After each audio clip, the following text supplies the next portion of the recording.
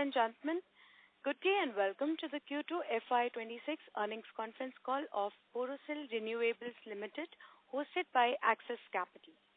As a reminder, all participant lines will be in the listen-only mode, and there will be an opportunity for you to ask questions after the presentation concludes. Should you need assistance during the conference call, please signal an operator by pressing star then 0 on your touchtone phone. Please note that this conference is being recorded. I now hand the conference over to Mr. Manan Mehta from Axis Capital. Thank you, and over to you, Mr. Mehta. Thank you. Good evening. On behalf of Axis Capital, I'm pleased to welcome you all to the Q2FY26 earnings conference call of Borosil Renewables Limited.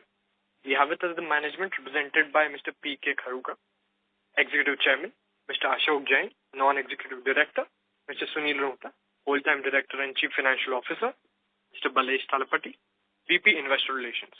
We will begin with the opening remarks from the management, followed by an interactive Q&A session. Thank you, and over to you, sir. Thank you very much. Good afternoon and welcome to the Borosil Renewables Q2 Financial Year 26 investor call. The standalone and consolidated financial results for the quarter ended 30th September were approved by the Board of Borosil Renewables on Tuesday, 11th November. Our results and an updated presentation have been sent to the stock exchanges and have also been uploaded on the company's website. We will now discuss the operations of company on a standalone basis as well as on a consolidated basis. The company received 371.49 crores from investors towards preferential issue of shares, and the board approved allotment of 69,43,691 equity shares to the respective investors on 17th October 2025. In respect of issue of warrants made earlier in February this year, the last date for payments by allottees is August 2026. However, some have fully paid up already, and a sum of rupees 282.52 crores remains to be received by the company from investors. Interfloat Corporation, a step-down subsidiary of the company, has faced significant challenges in retaining customers following the cessation of annealed glass production at GmbH, Germany, from 31st December 2024. Fierce competition compelled Interfloat customers to seek highly reduced prices for solar glass, which were unremunerative for Interfloat. This has left Interfloat with a highly reduced demand which is insufficient to pay for its fixed operational costs. Following an independent review by the management of Interfloat, it is assessed that there are no clear indicators of demand recovery in the near term that would support a return to profitable operations. In view of this, the management of Lakshman AG, which is the company's wholly owned subsidiary, has partially provided its exposure in Interfloat during the quarter ended 30th September 2025, and accordingly rupees 33.87 crores have been considered as impaired out of the total exposure of rupees 57.59 crores and has been provided for in the books of account of the company and disclosed as an exceptional item in the above results. Coming now to the standalone performance, the company achieved sales of 378.44 crores versus rupees 332.26 crores in the trailing quarter and rupees 265.61 crores in the same quarter last year. The company registered EBITDA of 33.2%, showing a significant improvement over the 19.9% in the corresponding quarter. The absolute amount of EBITDA at rupees 125.5 crores shows a quantum jump of 137% from rupees 52.88 crores, 19.9% of sales, in the corresponding quarter, and 36% compared to an EBITDA of 92.53 crores, which was representing then 27.8% of sales in the preceding quarter. Sales rose by 42% during this period compared to the corresponding quarter, and the major increase, which is 29% in sales value, came from the selling prices as the average ex-factory selling prices during the quarter increased to rupees 147.5 per millimeter as compared to rupees 115 per millimeter in the corresponding quarter, which was rupees 138.12 in the preceding quarter, leading to improvement in the margins. Besides this, the production efficiencies improved, which enabled a higher sales volume and better margins. Exports amounted to 45.61 crores, accounting for 12.1% of the turnover, compared to rupees 34.62 crores in the preceding quarter, when exports made up 10.4% of the turnover. The domestic demand continues to be robust. Manufacturing capacity for solar modules in the country has already reached 110 gigawatts and is expected to rise to 150 gigawatts by March 2027. We expect the solar installations in 25-26 to reach 35 gigawatts, which means modules or glass consumption of about 50 gigawatts, as against 25 gigawatts during the previous year. ALMM mechanism for modules implemented from April 2024 has led to increased demand for modules as well as for all the components including solar glass. Demand is expected to grow even higher. Present solar glass capacity in the country is 2,600 tons per day, which is to say 17 gigawatts.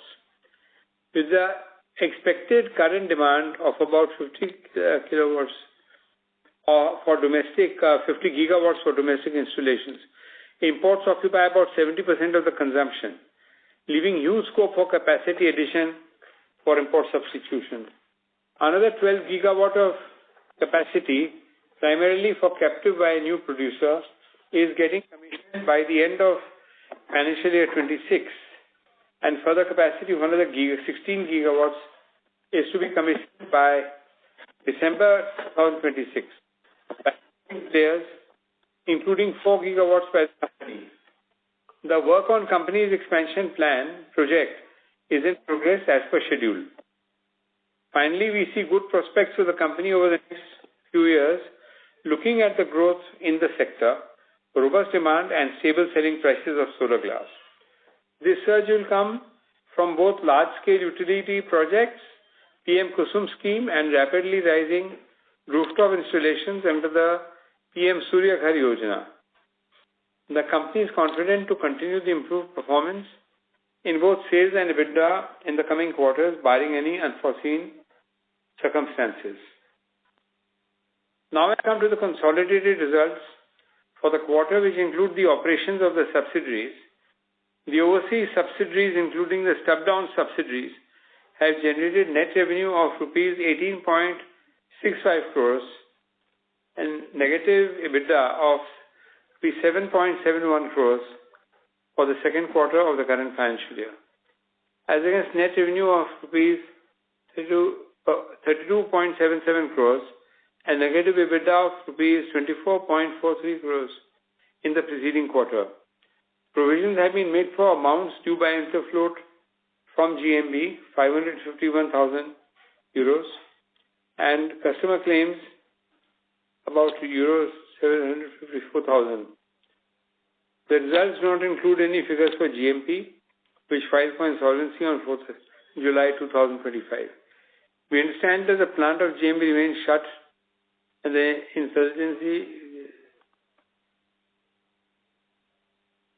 The consolidated net revenue for the quarter under review stands at rupees 378.88 crores and EBITDA of rupees 120.42 crores as compared to net revenue of rupees 346.58 crores and EBITDA of rupees 69.28 crores in the preceding quarter, which had the impact of losses of GMB operations. I'm happy to report that the company has been able to achieve a higher sales and much better EBITDA on the back of improved domestic operations despite shutdown of GMB, which was a drag on the profitability and performance. With that, I would now like to open the floor to questions that you may have. Thank you very much, sir. Ladies and gentlemen, we will now begin with the question and answer session. Anyone who wishes to ask questions may press star and one on the touchtone phone. If you wish to withdraw yourself from the question queue, you may press star and two. Participants are requested to use only handsets while asking a question. Ladies and gentlemen, we will wait for a moment while the question queue assembles. You may please press star and one to ask questions.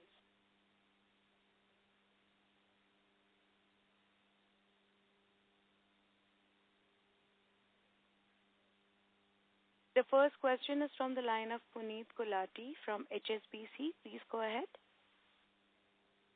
Thank you so much, and congrats on good performance. My first question is with respect to the capacity utilization. What is the utilization you are experiencing right now? Last month, the last quarter, we had pretty much full utilization of the capacity. Full utilization. Out of 1,000 tons per day, it was more than 960 or 980 tons per day. Okay, and was it similar to Q1? Q1 was a little less. It was above 900 tons per day in Q1 as well. Q1 was 942 and Q2 is 991. So 942 tons per day in Q1, 992 tons in Q2. Understood. That's helpful. And in terms of your realization for the quarter, you recorded 147.5. What is the run rate going in the current quarter, and how much more do you think you can stretch this realization to? It seems to be about the same. Okay. And lastly, on the other expenses side, they seem to have gone up a bit quarter on quarter. Anything to read into that 72 crores versus 62 crores? So other expenses actually include some one-time expenses and some expenses which have been accounted in terms of the say support services and some payments made with regard to overseas subsidiaries because we were not able to pay directly from there. So some expenses have been paid to the auditors and all, and some consultation fees to lawyers overseas for this resolution and all, for restructuring of GMB or filing of the insolvency and all those things. So there have been some expenses which have increased the other expenses. How much would that be, and should that normalize into Q3? Yes, we hope to normalize the expense. Some cut down will be there in those expenses. Okay. And lastly, if you can talk a bit about what you're seeing in terms of new capacity coming in from competition, or any pressures that you're seeing from the import side. So, as we have given the details of the capacities coming up, the total capacities after adding our capacity and the competition capacity will still be shorter than the demand in the country. So, these capacities are now coming up because the anti-dumping has come into play and all. And since the demand is already at 50 gigawatt and capacities will not be more than 45 gigawatts in another 1.5 years time. So there will be still scope to add further capacity. Okay. And anything more in terms of write-offs that you need to do for your European subsidiary? No, there will not be any. Okay. That's helpful. Thank you so much and all the best. Thank you. Thank you. The next question is from the line of Akash Jain from Money Curves Analytics. Please go ahead. Yeah, apologies for asking a very basic question. I just wanted to understand if I have to look at the glass per ton per megawatt, how should I think of it in terms of modules capacity in megawatt, and how much glass goes into, solar glass goes into the module on a per megawatt basis? I think about 6,000. How much was that? See, about in the bifacial modules, about 46 kilo glass goes in one module, which is about, say, 580 watt peak or something. So from that, you can calculate the numbers. How many tons of glass will be required for a per gigawatt or say 100 gigawatt. 46 kilo per module of 518 watt peak. Okay. And just one more quick question on this interfloat. We have obviously taken an impairment, but at an ongoing level, will there be more losses over there because we have not stricken off, or that company at an ongoing basis will continue to make some losses? There will be minor amount of losses which we are trying to curtail further. As you can see in the Q2, the losses have cut down sharply as compared to the Q1 in terms of the overseas subsidiaries, which also include certain provision because of the claims from the customers, past business which we have transacted. But going forward, that is not existing now. So the expenses will be much lower. So loss will be quite minimum. And this company primarily only, in a way, buys or trades modules and sells it to customers. That is the primary, because there was also a manufacturing company in Germany. So what was this company primarily doing, sir? So the manufacturing company has been shut, as you know, from 4th of July. It has gone to insolvency and all.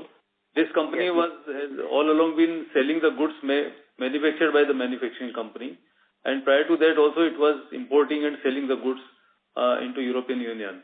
So this was a selling company or marketing company from that perspective. So it buys the goods or it acts on a commission basis and earns its income. Now that we have closed the German company, do we not, what is the thought process behind continuing this and not shutting this down also? Because I would assume that that company typically will not do much business now, given that we have filed for bankruptcy of the German manufacturing companies. I'm just trying to understand is there a plan to completely shut this down also going forward? Can you also please tell a little bit in terms of that also? You are right. That option also will come for discussion actually. We are trying to first see whether there are any improvement possible or not in terms of its profitability. And by next quarter or so, we would have taken a decision regarding this. For this quarter, we will just try whether this can still be brought into positive position. Oh, thank you so much. Thank you. We'll take the next question from the line of Ronak Jain from Sanghi Family Office. Please go ahead. Hello. Am I audible? Yes. Yeah, go ahead. Sir, good evening, sir. I have one question that this EBITDA margins of 33% is it sustainable for future? What are your guidance on this? I think we are fairly confident to sustain this margin at this level. Okay. Sure, sir. Thank you. Thank you. Okay. Thank you. We'll take the next question from the line of Rikin Shah from the Boring AMC. Please go ahead. Hi team, great results. Just wanted to ask that across the ecosystem in solar modules, there's a lot of price correction that is happening, whereas we have a ADD which is flooring our price in dollar terms. So how is the end customer absorbing this in a time where perhaps his module prices are correcting? So you have been seeing the results of the module manufacturing companies who are our customers, and their margins have been quite robust in that sense, and their ROC is quite robust. It's almost 60 to 80% in many cases, the return on capital employed. So obviously this is not a normal margin on a sustainable basis. So there may be some contraction in the margins for the module industry because of the overcapacity or whatever the challenges may be there. At our level, I think currently or so far we have not experienced any pushback from the customers with regard to the selling prices. So this anti-dumping duty in the form of MIP has been helping us a lot, and as of now we are not finding any reduction in or any kind of pushback in the prices. All right. Thank you. That's it from my side.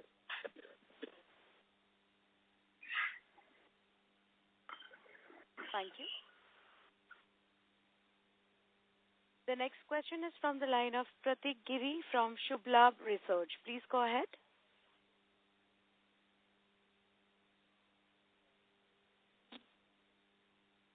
Hi, Mr. Khelpa. Hi. Good set of numbers. Mr.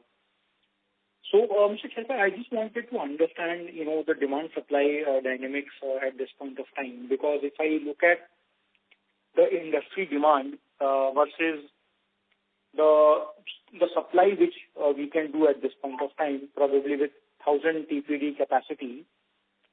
So should we assume flattish performance every quarter from this point onwards, because probably we are running at 100% capacity utilization, or is there a scope of debottlenecking in the existing capacity? That's the question number one, Mr. Khelpa.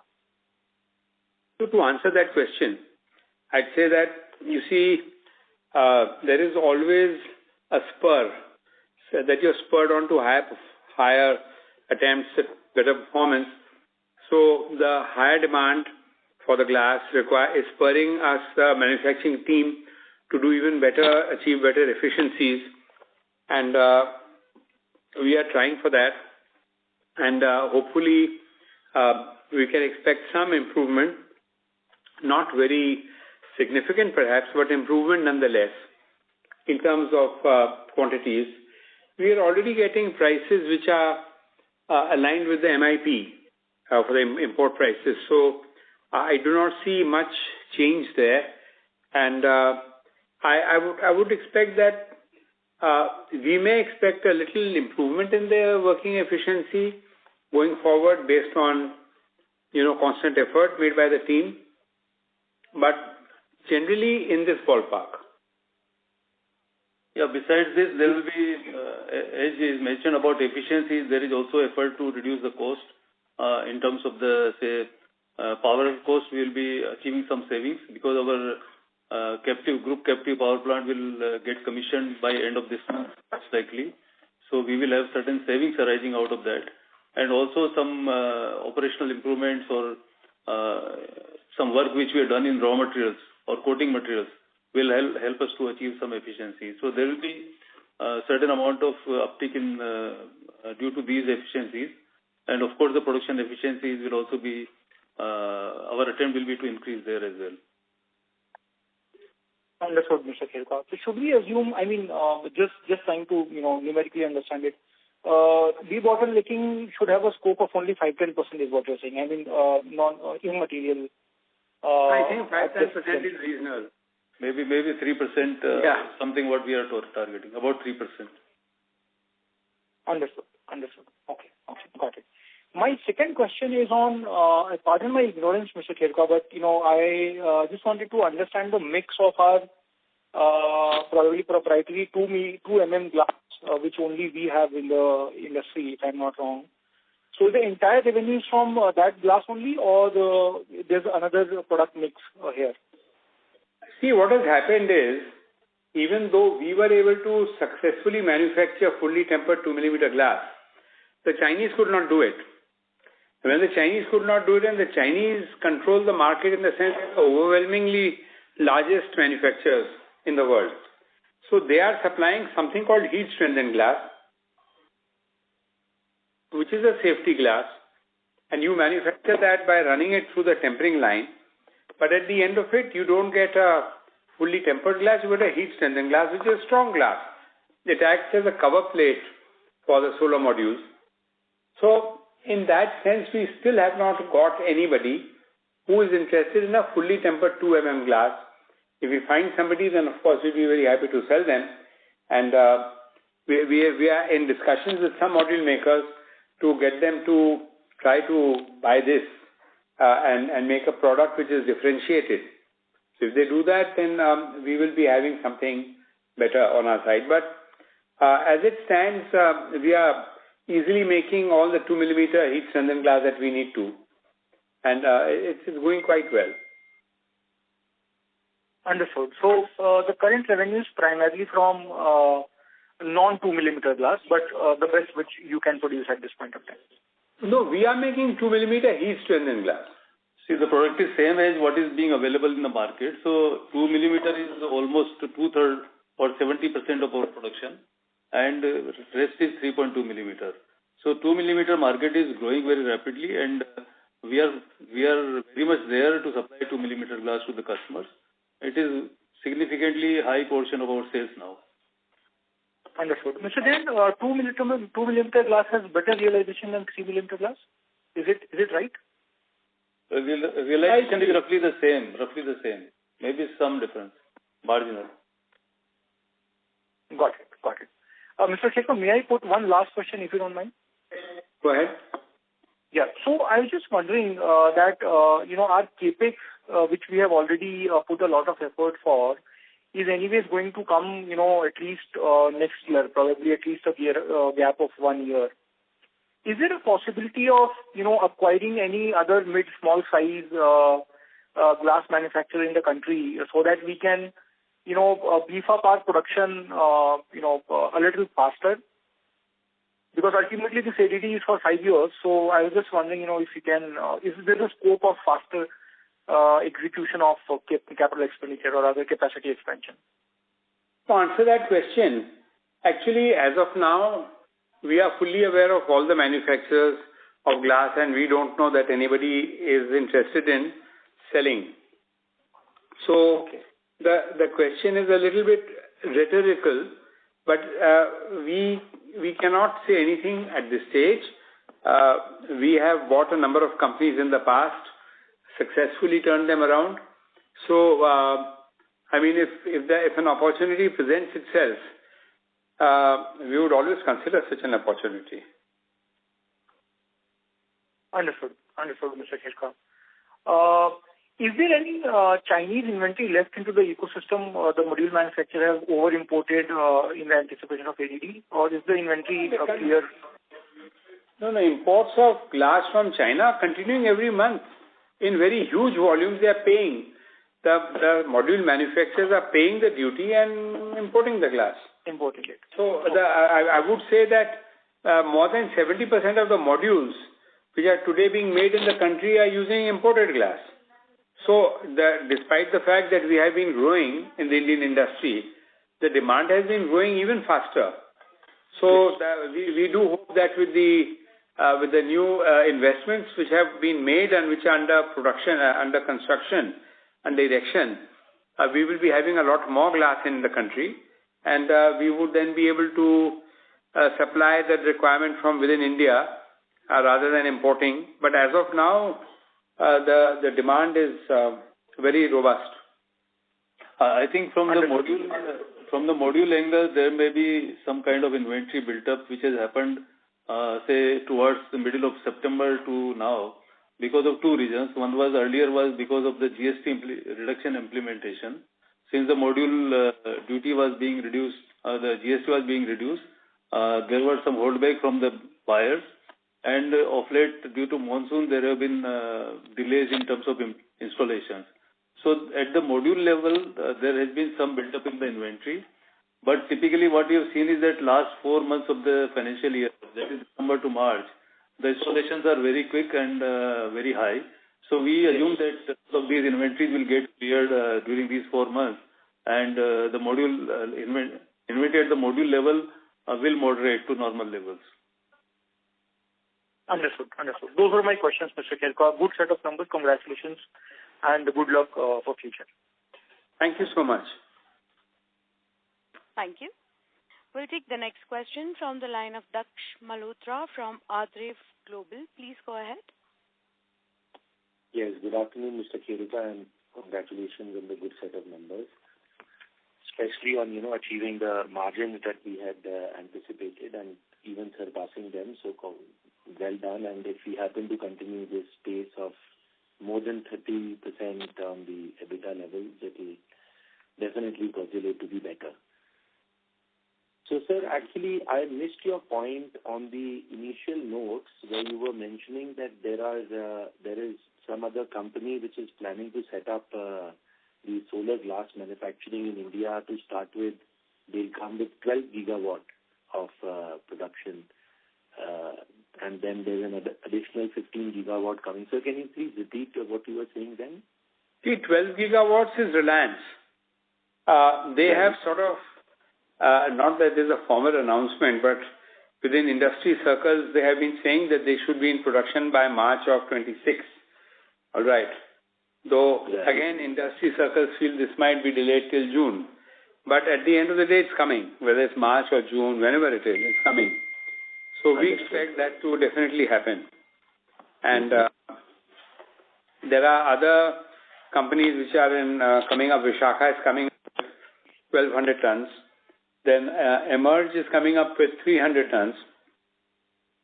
Avada is coming up with 1,200 tons. And there's another company in Hyderabad, I think. So they're hearing about. They're not yet started. Okay. So this Avada 1,200 tons and Emerge 300 and Vishakha 1,200, 700 from us, 600 from us. These are all, they are definitely coming. There's no question about that. And some other people have also been talking about it. And so we expect that production is certainly going to rise significantly. In fact, it'll more than double in the country. So we are currently at about 16 gigawatt. Double would be with Reliance and all of the others, 1,200, 300, 1,200, and 600 of ours. Ballpark about 15 gigawatt is already in plan in the pipeline, which will come. I say 4,700 tons. 4,700 tons per day of melting capacity is getting added. If I'm right, give me 1 second. It's so actually just to put the numbers on one page. Can we please convert it in gigawatt? It would just be easier. Yeah. So I'm just giving you that. 18 gigawatt is the capacity currently. Another 12 is coming from Reliance, and another 12 is coming from Vishakha and Borosil put together. So this is about, say, 48. Vishakha itself is 1,200. No, he's talking gigawatts. Gigawatts, sorry, okay, yes. So 18 plus 12 Reliance plus 12 of Borosil plus Vishakha, this makes it 48 gigawatts, which should happen by March 27. And other than that, Avada is 7 gigawatt, which makes it 42 gigawatt. Another 3 will come from Emerge, so 10 gigawatt from there. So it might become 55 to 58. And the demand is 50. Current demand is 50, which is also likely to go because the hydrogen demand has not yet come in this, because Reliance plant is basically for hydrogen, green hydrogen. They want to make the modules for use in power production for hydrogen. But can you please correct me? Reliance was making that heterojunction technology, a different glass, right, which was sort of said to be more efficient. No, the glass remains the same. No. There's no problem with the glass. There's no difference in the glass. The difference is in the module manufacturing machine and the cells, etc. So the glass remains unchanged. So there is some talk that they might be coming in with a TOPCon line also. The heterojunction is a little expensive. That's what we hear in the market. So we don't know what they'll do. So. But in nutshell, sir, we see ample demand even after expanding our 600-ton capacity. We see ample demand, and demand should not be an issue for the country. Absolutely correct. Yes. Absolutely correct. Okay, we won't have to probably, look at export markets to fulfill our, no. The production. As of now, it doesn't look like that at all. Okay. Thank you so much, sir. Thanks a lot. Thank you. Thank you. The next question is from the line of Deepak Purswani from Swan Investments. Please go ahead. Yes. Good evening, sir, and congratulations for a very good set of numbers. Thank you. Sir, just wanted to check it out. What is our current average realization? Last quarter average was 147, and what is the current run rate which is happening in the market? About the same. Okay. And secondly, sir, if I were to look into the balance sheet, there is a significant improvement on the inventory side as well. So just wanted to get the perspective. How should we look into it going ahead? I mean, what are the key changes which has led to this improvement in the inventory? Typically, when we close the quarter or the year, we have very little inventory. On the 31st March, we washed our warehouse with water. It was absolutely empty. There was not one single inch of glass in the warehouse on the 31st or on the 1st of April. So we try to achieve that. We have small quantities, very small quantities at the end of each month, but we have a habit of trying to clean out the warehouse completely. So we don't see inventories here. Okay, got it. Generally. And of course, we've been trying to... Yes? Yeah. Please continue, sir. You were mentioning. Now, I'm just saying that so far as inventories of spares and raw materials, etc. are concerned, these are all, they depend on multitude of things. So right now we've got refractories for setting up, rebuilding our two furnaces, SG1 and SG2, which have been in operation since 2019. So we are ready with that. So obviously that inventory is showing up in the books. And once the furnaces are taken down for rebuilding, then those will get consumed at that time. So there's a little bit of surge and depletion like that. Okay. And so just thinking a little longer term in nature, if I were to look into probably 3 to 5 years down the line, at the current juncture, from the industry point of view, there is a ADD component, and hence there is a sharp localization demand which is coming into the picture. Yeah. But if I were to look into 3-4 years down the line, if you can also give a sense, what is the difference in terms of cost of production for the Indian and Chinese players, and eventually at what scale we can reach, or probably will have a similar cost of production of the Chinese players? If you can I want to tell you, you raised a very interesting question to which I'll give you a straightforward answer. You see, the point is, how do you measure cost of production? If you measure cost of production in terms of rupees, then you have to value the input which you are using to manufacture a unit of output. Now, the value of your input might be higher here as compared to China. So it will appear to be a higher cost per unit of production. So that is a little difficult to fathom. So what we do for our internal benchmarking purpose, we try to see what are the units of consumption that we use per unit of output. So how many kilograms of raw material do we use, sand, soda ash, etc. How much fuel do we use to get a unit of output? And there we are better than China. We are more competitive than them. We are not less competitive than them. The thing is, they are subsidized in a very, very big way. And it's because of that subsidization that they are selling at a lower price. It has nothing to do at all with any specialized lower cost of production or anything like that. Okay, got it. And sir, finally, on the if you can also give share some perspective on the Interfloat Corporation. I think from the provisioning point of view, we have done 34 crore out of 58 crore. Yeah. Firstly, how should we see the remaining provisioning, and also is there be any further scope? Is there be any further subsidy where we have to take some write-off in the future, or this is only another entity where we are looking for? We are looking at what we believe we can realize from them, but they do have cash in their books, and there's a certain amount due to us. So we believe that we should be able to get that money back. And that's why we haven't taken that write-off. And the write-off that we've taken is based on certain claims that certain customers had laid and which have to be payable according to European law for delay in supply or non-delivery and stuff like that. Because, you see, the GMB shut down production almost without any notice. And there had been pending orders, etc., which could not get delivered. So there are some claims for which there is no backing, which we have decided to take we've decided to provision the accounts by that.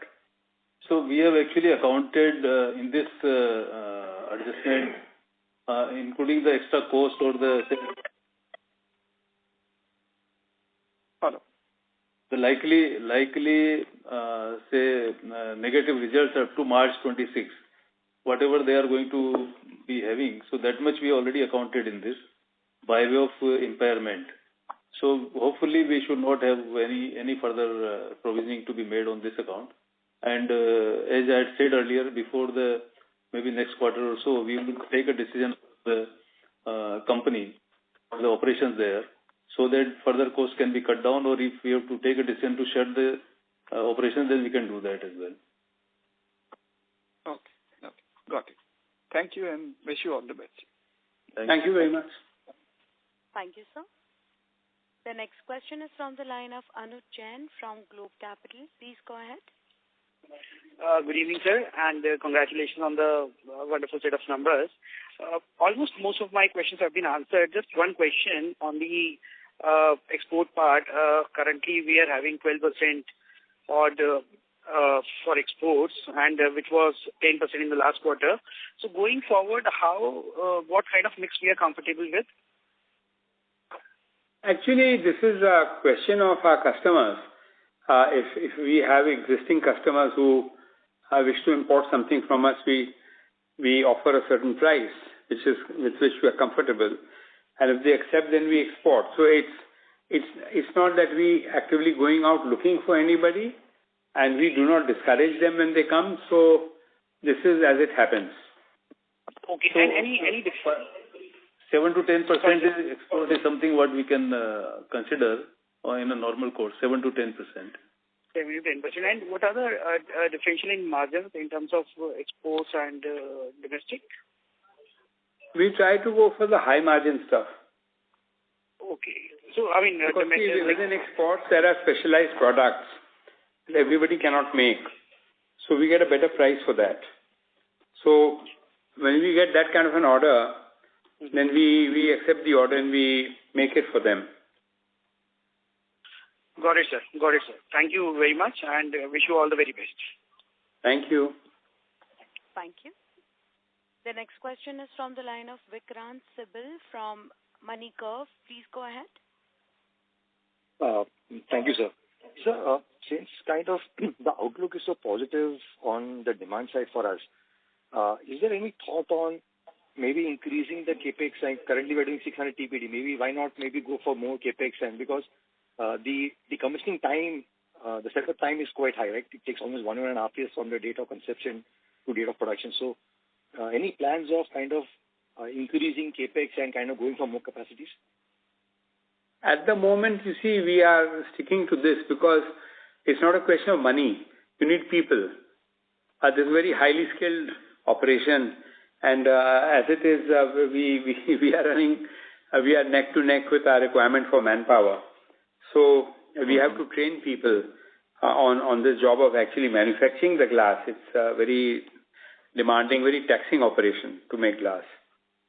So we would rather do what we think we can manage rather than stretching too far and then landing in the soup.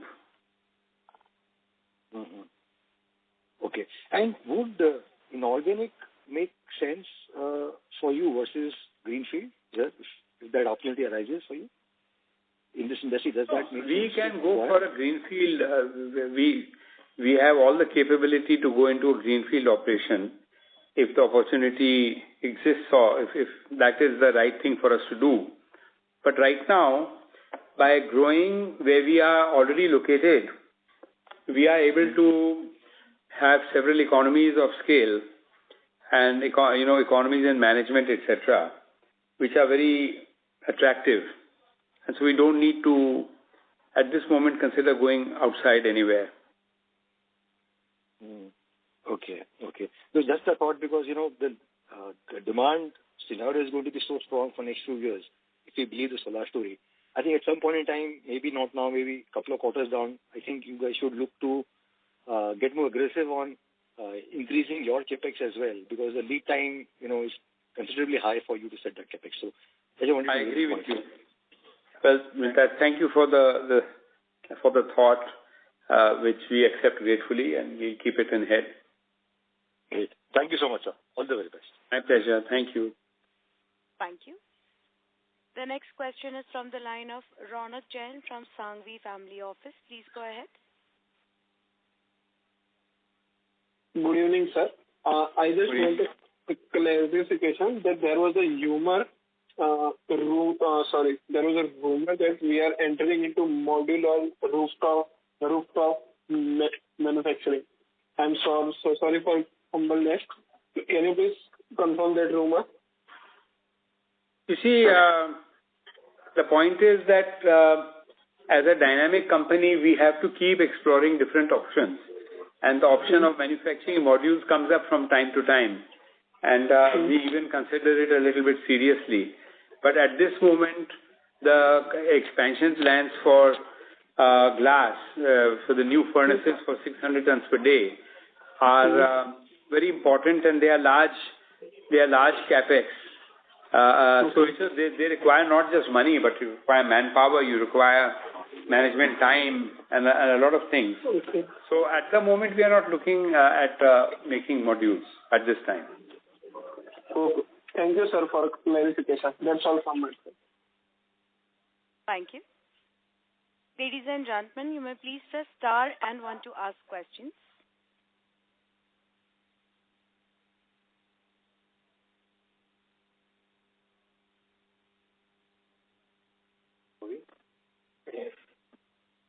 If there are no further questions, we can end this call. Yes. Thank you. Ladies and gentlemen, thank you. Yes, sir. Please go ahead with your closing comments. No, my closing remarks are just that it's very encouraging to have this